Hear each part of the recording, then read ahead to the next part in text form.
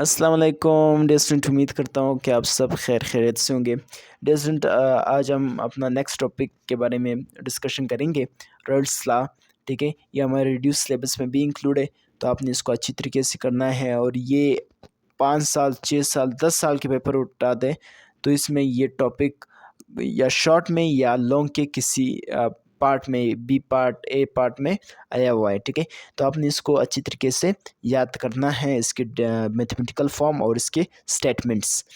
तो इस लेक्चर को शुरू करने से पहले यहाँ पर मैं आपसे एक छोटी सी रिक्वेस्ट करूँगा कि आपने अगर अभी तक हमारे चैनल को सब्सक्राइब नहीं किया तो प्लीज़ आप हमारे चैनल को ज़रूर सब्सक्राइब कीजिए और साथ में बेल आइकन की बटन को ज़रूर प्रेस करें ताकि हमारे हर आने वाली वीडियो आप तक पहुँच सके। इंट्रोडक्शन देखेंगे डियर स्टूडेंट।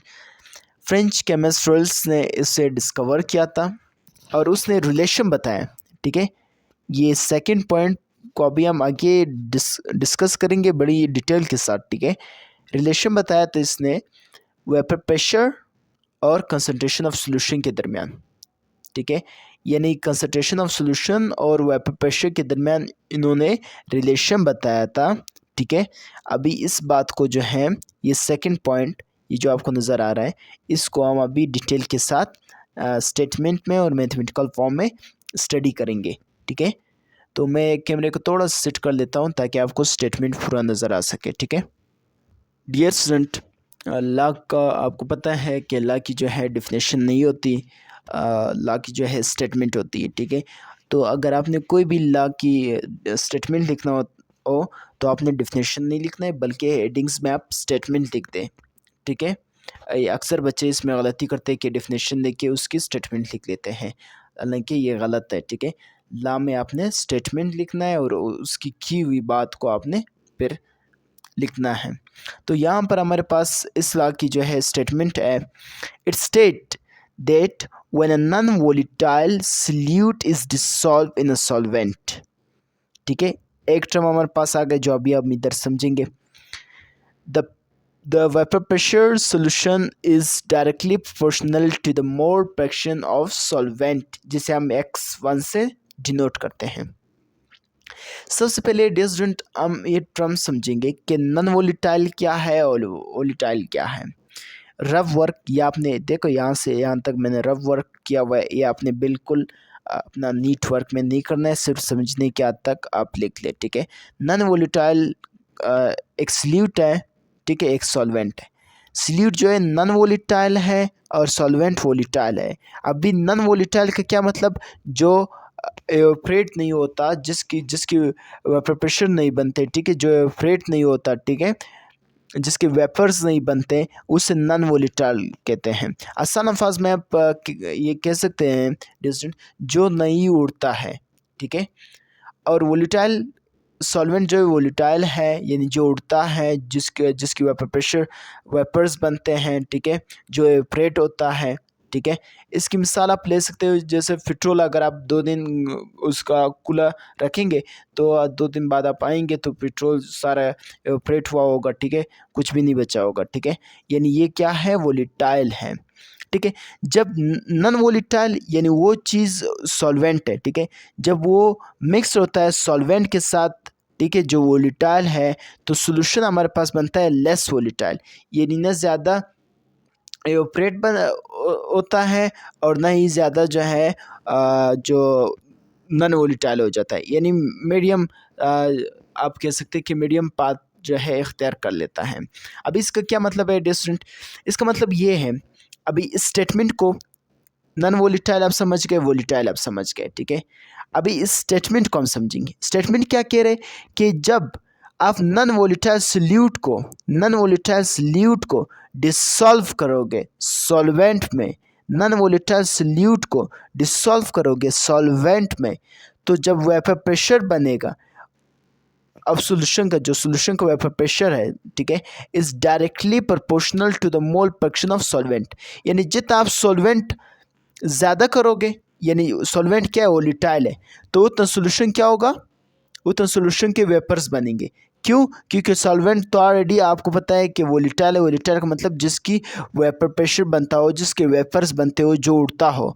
जब आप सोल्यूशन में सॉल्वेंट ज़्यादा कर दोगे तो ऑटोमेटिक आप समझ जाओगे कि जो सॉल्वेंट जो है अगर आप ज़्यादा कर दोगे, ठीक है, रिएक्शन में, तो सोल्यूशन तो भी आपको पता है कि उसकी वेपर्स तो इतनी ज़्यादा बनेंगे जितने आप सॉल्वेंट मिलाओगे, ठीक है। एक दफ़ा फिर आप कूल होके समझें कि जब आप नॉन वोलेटाइल यानी जो नहीं उड़ता हो, ऐसा सॉल्यूट जो नहीं उड़ता हो, उसको आप डिसॉल्व कर दोगे सॉल्वेंट में, यानी जो उड़ता हो, जिसकी वेपर्स बनता हो, जो एवापोरेट होता हो, इन दोनों को मिलाओगे तो आपके पास सॉल्यूशन जो है बनेगा वो लेस वोलेटाइल, यानी ना वो ज़्यादा एवापोरेट होगा और ना ही ज़्यादा वो रुकेगा, ठीक है। फिर आगे हमें क्या बता रहा है कि the vapour pressure solution is directly proportional to the mole fraction of solvent, यानी जब हम ये चाहेंगे कि सोल्यूशन का जो है वेपर ज़्यादा बने, यानी वेपर प्रेशर उसका ज़्यादा हो, तो हम क्या करेंगे कि समझने क्या तक बता रहा हूँ, ठीक है, उसकी स्टेटमेंट को समझाने की कोशिश कर रहा हूँ। इस ना आप समझ ले कि बिल्कुल इसी तरह होना है कि अगर आप ये चाहो कि सॉल्यूशन में जो है वेपर प्रेशर ज़्यादा बने, तो आप सॉल्वेंट ऐड कर दें। जितना आप ज़्यादा सॉल्वेंट ऐड करेंगे उतने ज़्यादा सॉल्यूशन का वेपर प्रेशर बनेगा। क्यों बनेगा? क्योंकि आपको पता है कि सॉल्वेंट जो है वोलेटाइल है, यानी सॉल्वेंट जो है उड़ता है, सॉल्वेंट की वेपर्स बनते हैं, सॉल्वेंट की एवापोरेट होता है, ठीक है। जितना आप ज़्यादा सॉल्वेंट ऐड कर दोगे रिएक्शन में तो सॉल्यूशन उतना क्या होगा? वोलेटाइल होगा, उतने ही सॉल्यूशन में वेपर प्रेशर बनेगा, ठीक है। तो उम्मीद है कि यहाँ तक आपको समझ आ गया डियर स्टूडेंट। अभी हम जाएंगे मैथमेटिकल फॉर्म में। डियर स्टूडेंट, मैथमेटिकल फॉर्म देखेंगे। सबसे पहले मैं आप ये समझ ले, फिर आपको ये बाद में कि पी क्या है, x1 क्या है, ठीक है, फिर आसानी होगी। पी क्या है? वेपर प्रेशर ऑफ सॉल्यूशन, यानी जो आपने सोल्यूट और सॉल्वेंट को मिलाया है, जो सोल्यूशन बना उसको वो कितना एवापोरेट हो रहा है, उसकी वेपर प्रेशर क्या है, ठीक है, तो उसको हमने पी से डिनोट किया। पी नॉट क्या है? Vapour pressure of pure solvent. Pure solvent क्या है? यहाँ पर मैंने लिखा भी उर्दू में, आप पढ़ सकते हैं कि सॉल्यूट के साथ मिक्स ना हो, यानी वो सॉल्वेंट जो आपने सॉल्यूट के साथ मिक्स ना किया हो तो उस टाइम उसे प्योर सॉल्वेंट कहा जाएगा। तो पी नॉट हम प्योर सॉल्वेंट के लिए यूज़ करते हैं, जिसे प्रोपोर्शनलिटी कांस्टेंट भी आप कह सकते हैं, ठीक है। x1 क्या है? मोल fraction of solvent. Mole fraction हमने पिछले लेक्चर में उसको डिटेल के साथ डिस्कस किया था, ठीक है। तो x1 क्या है? मोल फ्रैक्शन ऑफ सॉल्वेंट। अभी जो हमने ऊपर स्टेटमेंट देखा उसको हम मैथमेटिकल फॉर्म में लाएंगे यहाँ पर, ठीक है। हमने कहा जितना पी क्या है? Vapour pressure of solution. जितना आपको सॉल्यूशन में वेपर प्रेशर चाहिए तो आप इतना ही सॉल्वेंट मिला दें, ठीक है। Vapour pressure is directly proportional to the solvent. क्यों? क्योंकि सॉल्वेंट खुद वोलेटाइल है, सॉल्वेंट के खुद वेपर प्रेशर ज़्यादा बनते हैं। जितना आप ज़्यादा सॉल्वेंट मिलाओगे उतना ही ज़्यादा क्या बनेगा? Vapour pressure of solution. उतनी ज़्यादा जो है सॉल्यूशन एवापोरेट होगा, उतनी ही ज़्यादा जो है सॉल्यूशन वेपर प्रेशर ज़्यादा होगा, ठीक है। तो vapour pressure is directly proportional to the solvent. तो फिर ये प्रोपोर्शनलिटी के साइन को हटाया, इसकी जगह पी नॉट लगाया। पी नॉट को प्रोपोर्शनलिटी कांस्टेंट भी कह सकते हो डियर स्टूडेंट आप, और इसे प्योर सॉल्वेंट भी आप कह सकते हो। प्योर सॉल्वेंट का मतलब है जब सॉल्वेंट सोल्यूट के साथ मिक्स ना हुआ हो और वो प्योर फॉर्म में, उसे प्योर सॉल्वेंट कहा जाता है, ठीक है। तो डियर स्टूडेंट, यहाँ तक हमने फर्स्ट स्टेटमेंट उसकी मैथमेटिकल फॉर्म देखी, उसकी स्टेटमेंट समझा, ठीक है। और हमारा मसला ज़्यादातर हल हो गया, ठीक है, यानी आपको ज़्यादा समझ आ गया। इसके बाद बिल्कुल आसानी है, सिर्फ दो छोटे से स्टेटमेंट है, उसको समझने की कोशिश करेंगे, ठीक है। डियर स्टूडेंट, हमने मोल फ्रैक्शन में, यानी जो हमारा पिछला लेक्चर था उसमें हमने मोल फ्रैक्शन को स्टडी किया था कि जब आप मोल फ्रैक्शन ऑफ सॉल्वेंट, जिसे हम x1 से डिनोट करते हैं, plus mole fraction of solute, ठीक है, जिसे हमने x2 से डिनोट करते हैं, अगर आप उस दोनों को प्लस करोगे तो उसका आंसर 1 आएगा। ये एमसीक्यूज के लिए भी याद रखिए, मोल फ्रैक्शन के लेक्चर में भी मैंने आपको बताया। तो अभी हमें क्या चाहिए? मोल फ्रैक्शन ऑफ सॉल्वेंट, ठीक है। तो हम इसको इधर छोड़ देंगे और मोल फ्रैक्शन ऑफ सल्यूट को साइड पे ले जाएंगे, तो ये प्लस का है उस साइड जाएगा माइनस का, 1 माइनस एक्स स्क्वायर, ठीक है। अभी putting the value of x one in equation one, यानी ये जो वैल्यू आए इसको हम इक्वेशन वन में पुट कर देंगे। अभी मैं दिखा लेता हूँ डिस्टेंस, थोड़ा सा आपको थोड़ा सा नीचे करके दिखा देता हूँ। यानी जो ये वैल्यू आया है एक्स वन, इसकी वैल्यू हम यहाँ से उठा के यहाँ इक्वेशन वन में पुट कर देंगे, ठीक है। यानी ये वैल्यू इक्वेशन वन में पुट कर देंगे। यहाँ पे मैंने लिखा है putting the value of x one in equation one, ठीक है। तो पी उसी तरह लिखा, पी नॉट उसी तरह लिखा, एक्स वन की वैल्यू क्या है 1 माइनस एक्स स्क्वायर, ठीक है। तो पी उसी तरह पी क्या है वेपर प्रेशर ऑफ सोल्यूशन, ठीक है। पी नॉट 1 के साथ मल्टीप्लाई हुआ तो पी नॉट माइनस पी इसके माइनस उसी तरह है, पी इसके साथ हुआ तो पी नॉट एक्स स्क्वायर, ठीक है। ये क्या है, ये यहाँ पे माइनस का है, minus P not x square, तो इसको मैं सेट पे लाऊंगा इधर, पी नॉट को उधर छोड़ा, ये प्लस का है, ये पी ये इधर आया माइनस का हुआ, ये माइनस का था पी नॉट एक्स स्क्वायर ये इधर आया, ठीक है। और पी नॉट ये क्या है प्लस का, ये इस साइड आके माइनस का हुआ, ठीक है डिस्टेंट। अभी हम नेक्स्ट पे जाएंगे तो वहाँ से फिर समझने की वो मतलब कंप्लीट ये स्टेटमेंट समझेंगे, उसके बाद इसकी स्टेटमेंट लिखेंगे।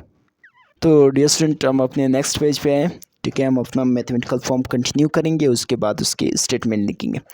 तो पी नॉट माइनस पी जिसे हम डेल्टा पी हम लिख सकते हैं, यानी वेपर प्रेशर ऑफ सोल्यूशन, यहाँ पर मैंने लिख दिया, ठीक है डिस्टेंट। और अभी हम पी नॉट क्या है vapour pressure of pure solvent. Pure solvent का क्या मतलब है डिस्टेंट, प्योर सॉल्वेंट का मतलब है डिस्टेंट, पी नॉट आपको पता है डिस्टेंट कि vapour pressure of pure solvent. Pure solvent का मतलब है कि जब सल्यूट जो है सॉल्वेंट से ना मिला हो, मिक्स ना हुआ हो, तो उस टाइम उस सॉल्वेंट को हम प्योर सॉल्वेंट कहते हैं, ठीक है।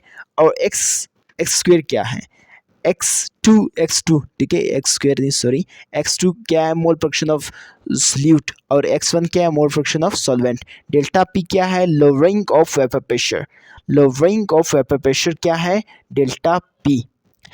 लोअरिंग ऑफ वेपर प्रेशर के क्या मतलब है डिस्टेंट, कि नहीं सोल्यूशन का जो है वेपर प्रेशर जो है कम हो गया है, ठीक है।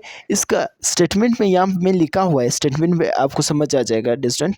ये जो ऊपर में लिखा है delta P is directly proportional to the solvent, क्योंकि x2 क्या है सॉल्वेंट, सल्यूट है सॉरी, सॉल्वेंट नहीं, ठीक है। कि स्टेटमेंट क्या है lowering of vapour pressure is directly proportional to the mole fraction of solute, यानी जब आप सल्यूट मिलाओगे, जब हमने सॉल्वेंट मिलाया तो वेपर प्रेशर क्या हुआ बढ़ गया, इंक्रीज हुआ। जब हम सल्यूट ज़्यादा मिलाएंगे तो वेपर प्रेशर क्या होगा कम होगा, ये बता रहे हैं। क्यों कम होगा, क्योंकि आपको पता है कि सल्यूट जो है वो नॉन वोलेटाइल है, यानी उसके वेपर्स नहीं होते, वो वेपराइज नहीं होता है, उसके जो वेपर्स है वो नहीं बनते हैं, वो वेपराइज नहीं होता है। तो अगर आप रिएक्शन में सल्यूट ज़्यादा मिलाओगे तो वेपर प्रेशर क्या होगा कम होगा। क्यों कम होगा, क्योंकि सल्यूट जो है नॉन वोलेटाइल है। नॉन वोलेटाइल का मतलब जो नहीं उड़ता है, जिसके वेपर्स नहीं बनते हैं, ठीक है। तो आपको पता है कि डेल्टा पी क्या है लोअरिंग ऑफ वेपर प्रेशर, यानी वेपर प्रेशर कम हो गया। क्यों कम हो गया, क्योंकि आपने सल्यूट मिलाया है। सल्यूट क्या है नॉन वोलेटाइल है। नॉन वोलेटाइल का क्या मतलब जो नहीं उड़ता है, जिसके वेपर नहीं बनते, जो वेपराइज्ड नहीं होता है। तो अगर आप ये चाहो कि वेपर प्रेशर कम हो जाए, तो जितना आप वेपर प्रेशर को कम कर रहे हो, ठीक है, तो उसके लिए आपको ये चाहिए कि आप जो है सल्यूट ज़्यादा मिलाइए, ठीक है। जितना आप सल्यूट ज़्यादा मिलाएंगे इतने वेपर प्रेशर क्या होगा कम होगा। जितना हम सल्यूट ज़्यादा मिलाएंगे इतना वेपर प्रेशर क्या होगा कम होगा, लो होगा, ठीक है। तो उम्मीद है कि सेकंड स्टेटमेंट की जो मैथमेटिकल फॉर्म और स्टेटमेंट आपको समझ आया कि अगर आप सल्यूट ज़्यादा मिलाओगे तो वेपर प्रेशर कम होगा। क्यों कम होगा, क्योंकि भाई सल्यूट जो है नॉन वोलेटाइल है। नॉन वोलेटाइल क्या मतलब जो उड़ता नहीं, जो वेपराइज नहीं होता है, जो जिसके वेपर नहीं बनते, ठीक है। यहाँ से हम अभी अपने थर्ड स्टेटमेंट और मैथमेटिकल फॉर्म पे जाएंगे, बस 2-3 लाइन है, ठीक है। डियर स्टूडेंट अभी हम अपने थर्ड स्टेटमेंट के ऊपर आए हैं, उसके मैथमेटिकल फॉर्म देखेंगे, ठीक है। तो हमें पता है कि जो हमारा थर्ड स्टेटमेंट है अभी हमने सेकंड स्टेटमेंट की बात की, ठीक है, कि जो लोअरिंग ऑफ प्रेशर है वो डायरेक्टली प्रोपोर्शनल है टू सल्यूट, ठीक है, यानी जितना ज़्यादा आप सल्यूट मिलाओगे इतना वेपर प्रेशर जो है डिक्रीज्ड होगा। तो डेल्टा पी को हम इधर ही छोड़ देंगे, ठीक है, और पी नॉट इधर लाएंगे, तो एक्स टू क्या हुआ, एक्स टू क्या है, मोल fraction of salute, well done, mole fraction of salute है, और x1 mole fraction of solvent, ठीक है। मोल फ्रैक्शन का अगर आपको समझ नहीं है तो आप पिछले लेक्चर देख ले, उसमें मोल फ्रैक्शन को मैंने डिटेल के साथ समझाया, डिफिनेशन देखा है, उसके जो कंपोनेंट्स देखे हैं, रिप्रेजेंटेशन देखा है, बड़ी अच्छी तरीके से आप वहाँ से समझ सकते हैं, ठीक है। तो डेल्टा पी और पी नॉट क्या है, relative lowering of pressure of solute is equal to mole fraction of solvent, sorry mole fraction of salute. इसका मतलब है डियर स्टूडेंट, इसका मतलब ये है डियर स्टूडेंट, मतलब ये है इसका relative lowering of pressure of solute का कि इक्वल है मोल फ्रैक्शन ऑफ सल्यूट, सॉल्वेंट का नहीं सल्यूट, क्योंकि x2 जो है मोल फ्रैक्शन ऑफ सल्यूट है, ठीक है। तो स्टेटमेंट में आप ये बताना है कि relative lowering of pressure is equal to mole fraction of solute, जिसे हम x2 से डिनोट करते हैं। मतलब ये है कि जितना वेपर प्रेशर को आपने डिक्रीज करना है, जितना कम करना है, तो उतना ही आपने सल्यूट मिलाना है। तो क्या हुआ, इसका मतलब इक्वल हुआ कि जितना आपने सल्यूट मिलाया उतना ही वेपर प्रेशर कम होगा। मतलब समझ आया कि जितना आपने सल्यूट मिलाया है डिस्टेंट, उतना ही वेपर प्रेशर जो है कम हो गया, यानी इक्वल ही हुआ, ठीक है। तो ये था थर्ड स्टेटमेंट, और सेकंड स्टेटमेंट भी बात की, फर्स्ट स्टेटमेंट की भी बात की, इंट्रोडक्शन की भी बात की। तो बिल्कुल आसान सा लेक्चर है, तो आपने इसको अच्छी तरीके से कर लेना है, ठीक है। तो उम्मीद है कि आप ज़रूर इसको अच्छी तरीके से करेंगे और इसको पेपर के लिए अच्छी तरीके से तैयार करेंगे। तो तब तक के लिए अपने उस्ताद वकील अहमद को इजाज़त दीजिए। अल्लाह हाफ़िज़।